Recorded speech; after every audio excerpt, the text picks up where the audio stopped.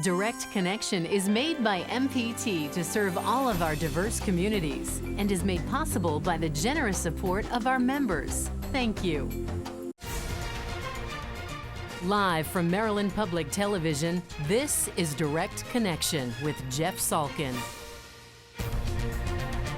Hi, everybody. Thanks for tuning in for Direct Connection. Later in our program, the fabulous Rhea Fiken will join us live in studio. But first tonight, the opening tip-off at the Quicken Loans Arena in Cleveland for the GOP convention. Here's what some Maryland delegates had to say. People are excited. There is a lot of security, and we got a little bit of a foreshadowing of the perimeter around the convention center and the other facilities that'll be supporting the event. They are taking no chances. On most issues, Republicans have an agreement. There's not a lot of disagreement within the Republican philosophy. We have basic core principles that we go by. There is some fascinating stuff going on this year because Donald Trump is bringing up, I think, serious questions about free trade. The Maryland delegation is just going to be one of the delegations that supports the Republican platform. It is distinct from the Democrat platform.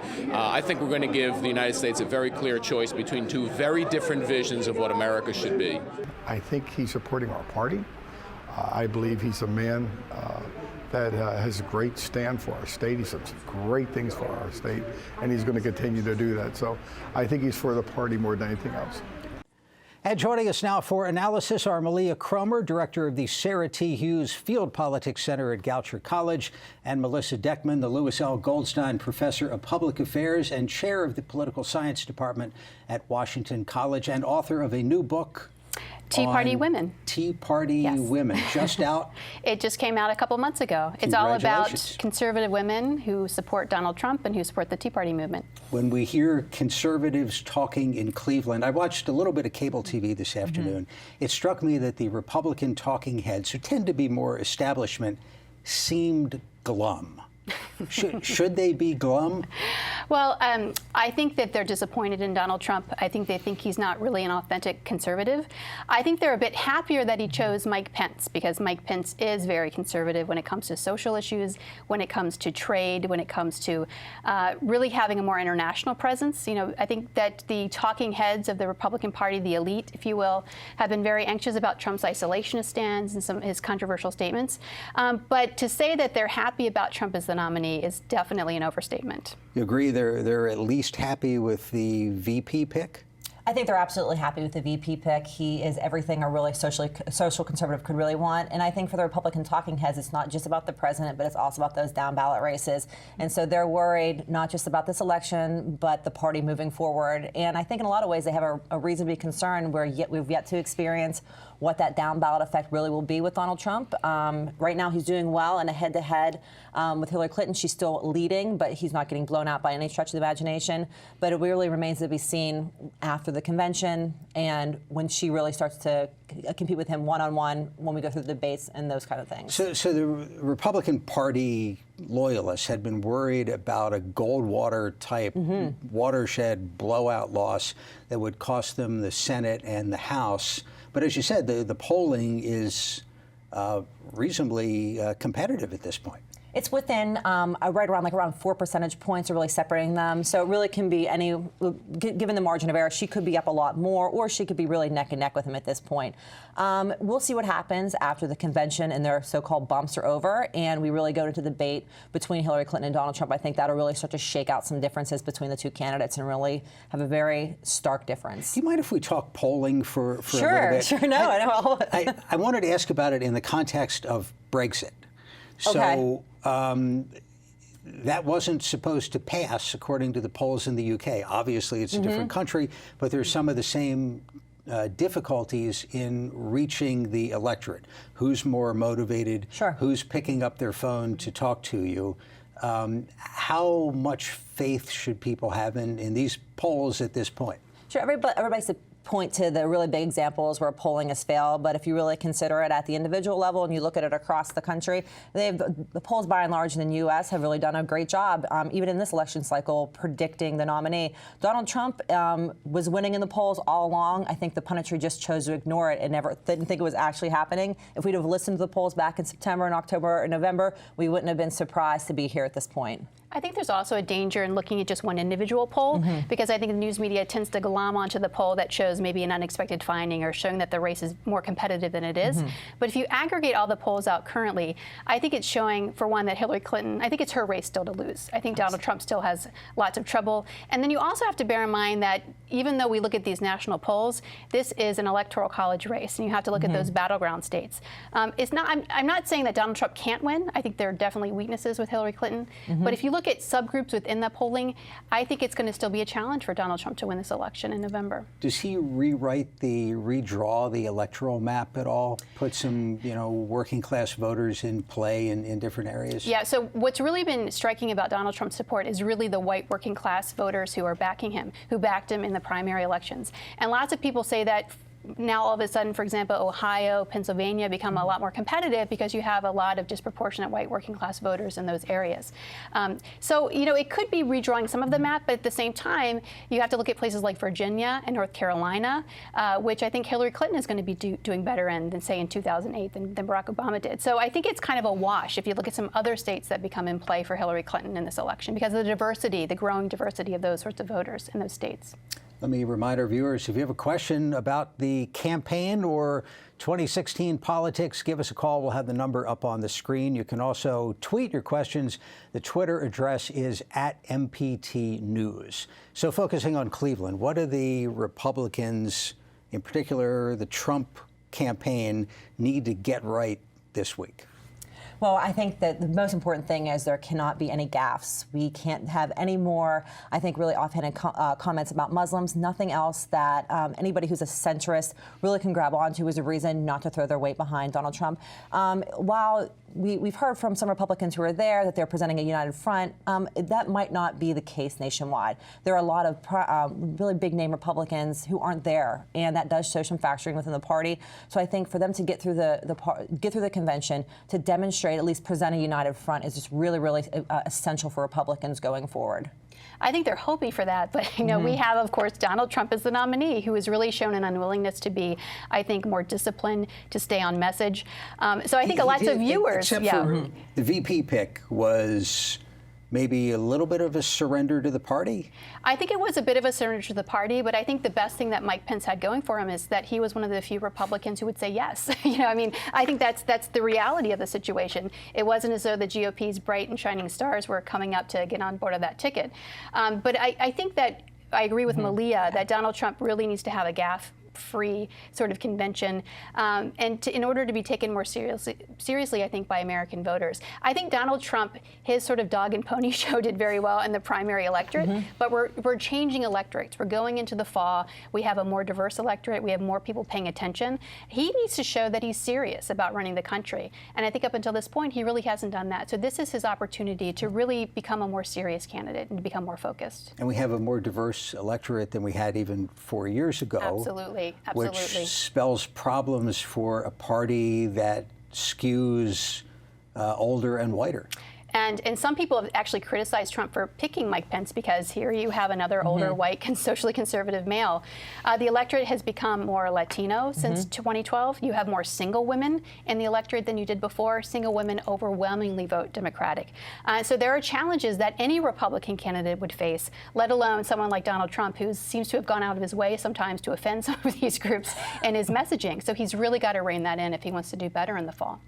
What do you make of when we played all the sound bites at the top of Maryland officials, elected officials in Cleveland?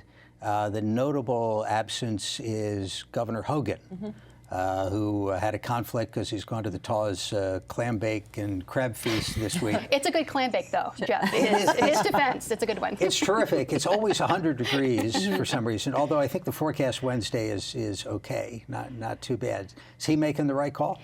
I think Larry Hogan is a really smart politician. He is a Republican governor in an overwhelmingly Democratic state. I think he's looked at as maybe a future model for the GOP. He's more centrist. I think he's making absolutely the right call, really for his reelection efforts, but I think also after Trump, what emerges in this party, I think people will look at him as a serious contender, maybe for national politics. So I think he's making the right call. And Hogan is fiscal conservative and pretty much forget everything else. Exactly. I mean, I think we look at Larry Hogan, there's really nothing that could have been gained for him to go ahead and endorse Trump. And so why would he go to a convention for a president that he's not going to endorse that would absolutely just hurt him here at home? Does it hurt him with some slice of the Republican base here, or does it not matter? No. If any he's sort of, not losing those people. No, exactly right. So there's not going to, there undoubtedly, there may be maybe a challenge from the far right, but nobody who I think who will really credibly challenge Hogan in the Republican primary in 2018. He's across the board popular, and at the end of the day, I think the Republicans in the state he has like over a 90% to 80-90% favorability rating. People aren't going to forget about that. And when the convention's over, when this election's over, they'll go back to really focusing back on Maryland. We'll go back into session. And these are the people who will refocus their attention on Larry Hogan. And if he continues to run the state, the way he has been running the state, his approval ratings will continue to be high. 2 years ago, he was the change agent.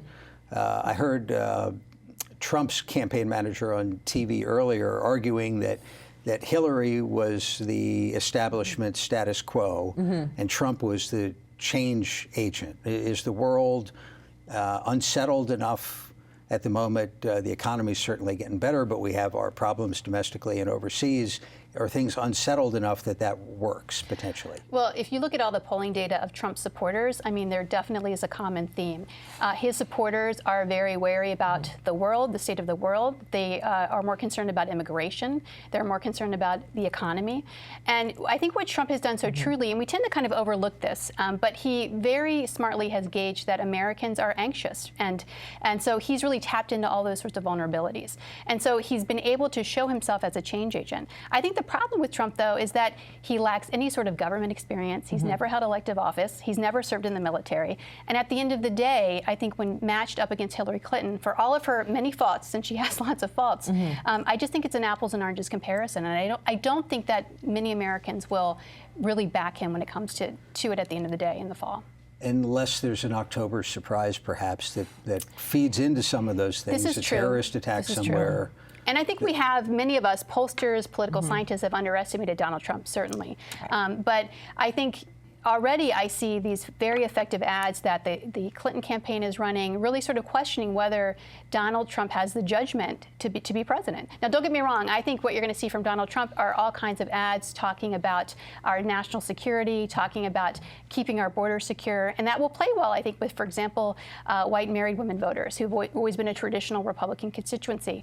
But I think that Hillary Clinton also has lots of foreign policy experience and lots of other experience that will also play into the debate. So it's not as though he's facing a pretty weak opponent when it comes to those sorts of issues as well. Is he going to have the money to be competitive on the airways?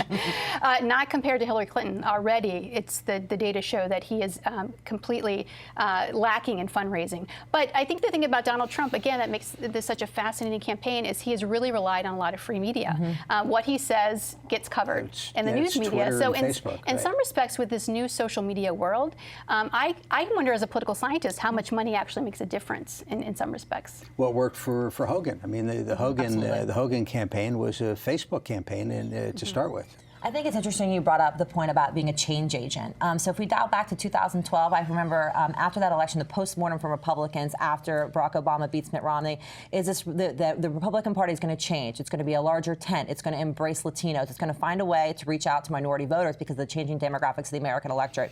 And what's really interesting is Donald Trump is maybe a change agent, but he's not the change agent that the Republican Party wanted back in 2012. And that is certainly problematic, I think, for this election, and I think it's certainly problematic for the down ballot election. And it really, if he loses and loses substantially, it'll be problematic for them moving forward. They're having a lot of rebuilding to do. So what do the Democrats do next week in terms of their convention, a running mate to maximize their chances of not only the White House, but taking over the Senate and maybe even the House? I think that Hillary Clinton would be wise to move to the middle. I think with Donald Trump's selection of Mike she Pence. She started in the middle relative to Bernie Sanders. She did, but I think that when Donald Trump selected Mike Pence, he really was trying to get his base animated, so he left open the center in lots of respects. So I don't think there's a lot of advantage for Hillary Clinton choosing someone like Elizabeth Warren, as much as Bernie Sanders supporters would love that and the base would love it. I think she also has to pick someone that will essentially reassure maybe independents and maybe moderate Republicans who just can't bring themselves to vote for Donald Trump. If she appoints someone like Tim Kaine, maybe a boring, someone who's a little bit more boring and staid, but someone that has a lot of government experience. Can't wait for that vice presidential debate. Boy, how great is that going to be? Professors, we're out of time. Thanks for coming by. Thanks for having us. This was great. We'll do it again. Absolutely. Now, MPT is gearing up for a new season of Chesapeake Collectibles. Here's a look. Coming up on Chesapeake Collectibles. You have a very scarce Boy Scout piece of memorabilia. You have an original poster by Norman Rockwell, of which has been reproduced many times because of its importance. This poster in its original form comes up very infrequently. These come up very infrequently. I would appraise this for insurance purposes at this point for somewhere between $5,000 and $10,000. Wow. Wow.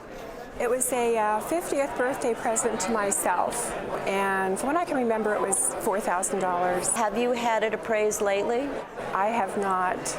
Well, in my opinion, if you were to go into a store to buy a marquee diamond of a similar color, a similar clarity, I believe the range of what you would pay would be anywhere between $20,000 to $28,000 for this ring today.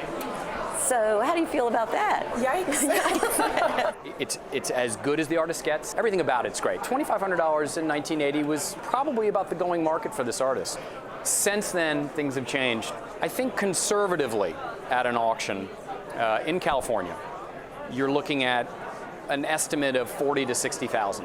However, I think because it's located Balboa, that it easily could exceed 60 and move up into the low six figures. It's possible. It's one of the prettier paintings that's coming. My daddy is looking down smiling. Oh, that's great. Thanks very much. Thank you. And that is so much fun. Joining us now in the studio, the queen of Maryland media, host Rhea Fiken. Rhea, thanks for dropping by. You know, I think in all the years that I've been here, I have never been on Direct Connection. Well, I've never been in your studio, and for good reason. You don't want to. You have something to talk about. We'll get into artworks in a minute, but collectibles, we're about to do the big shoot. Right. It's an annual thing. The program airs all year, but it's all shot in one hectic, terrific weekend. It is incredible. First of all, it's the 5th season. I can hardly believe that. So we're going to shoot it. It's going to be August the 20th and the 21st. That's a Saturday and a Sunday. Same location? Turf Valley. Great. And the thing that is so amazing is that it's so organized. I mean, people come and they get a time slot and they get in the studio. It's not the studio, but where we're set up there. It's a ballroom that becomes a studio. And it's all so much fun. People talk to each other. They look at I have something that looks like that. And they talk about what they've brought. Everybody's very curious. Everybody's very happy. It's a very amazing, amazing day Have you been surprised at all by the longevity of it, the success? I mean, certainly there's similarities to Antiques Roadshow, which has been a huge hit on PBS. Did you think this would go the way it went? Well, I had no idea, to be honest. I had no idea. First of all, I think our show looks better than Antiques Roadshow. It really looks great. The hosting, certainly. No, I'm not talking about that. But the people that come are really interesting. And over the years, what's interested me about it is that they might find out that something they bring is really valuable. But I'll bet that almost every single one of them has no intention of selling it. No, and then they're stuck with having to insure that that valuable thing. Right, and they learn so much about it. It's an heirloom. You sort of know where it came from, and you get to find out. They do find out, and they love some of the things, some of the stories of the people who bring them, how they got it, are very touching and really mean a lot. I mean, I find it really interesting. I love all those people for bringing it. Okay, so anybody who has something that you've been thinking needs to be looked at. This isn't technically an appraisal, but you're getting expert reviews of it.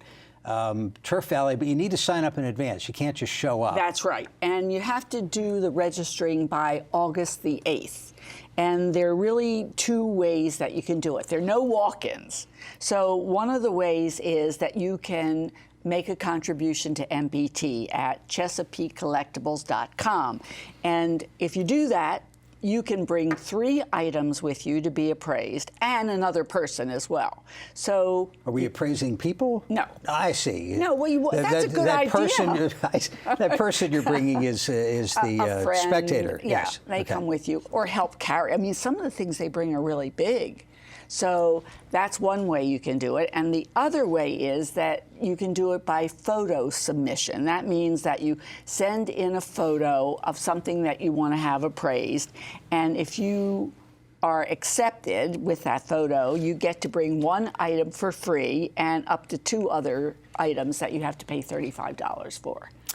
Quick detour before we talk artworks. You were telling me earlier about something very interesting that you learned as a child acting student. This was a teacher. It was a method of acting. It was the Children's Experimental Theater, Children's Theater Association. A lot of people watching might remember that. An incredible woman named Isabel Berger ran it. And the motto was, "Play acting is a child's rehearsal for his role as a grown-up." And it was true.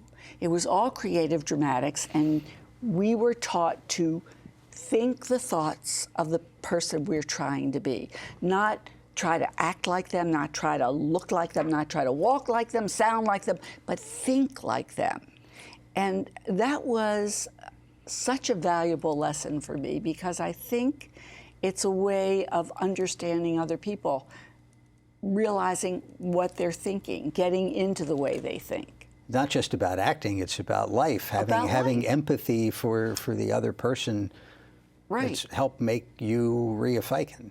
You think? I think. I do think. I was thinking, NBC is going to do Hairspray. I know. Live. I know. And you need to be in it. Oh, I doubt that'll happen. But for anybody who's watching, I was in the original movie. You were in the movie. You should have been on Broadway.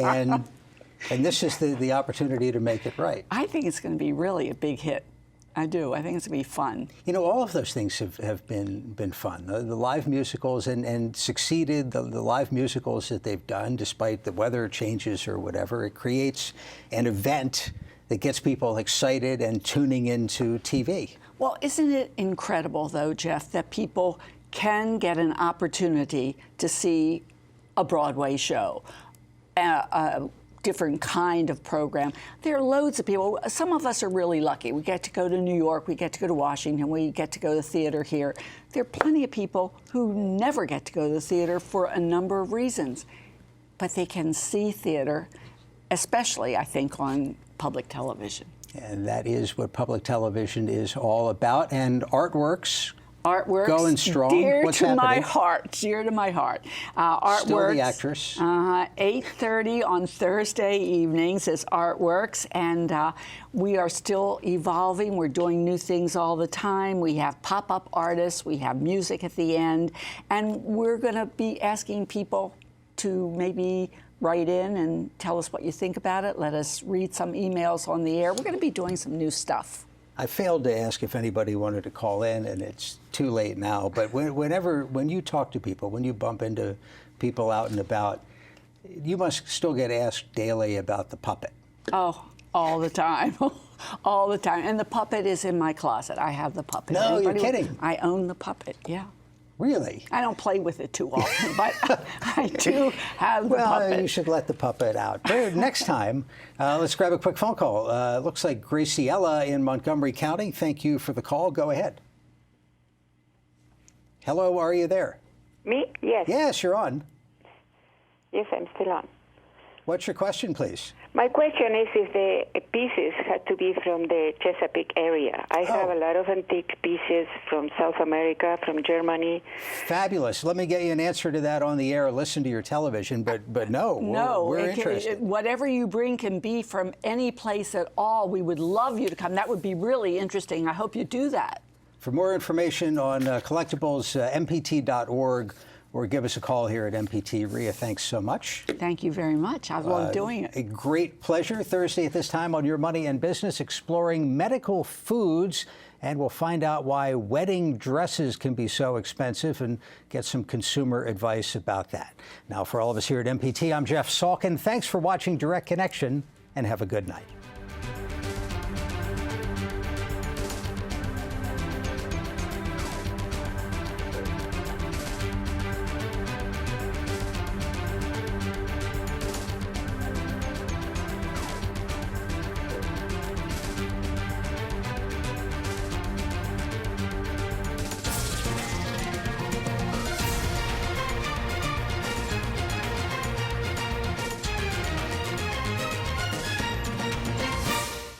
This program was made by MPT to serve all of our diverse communities.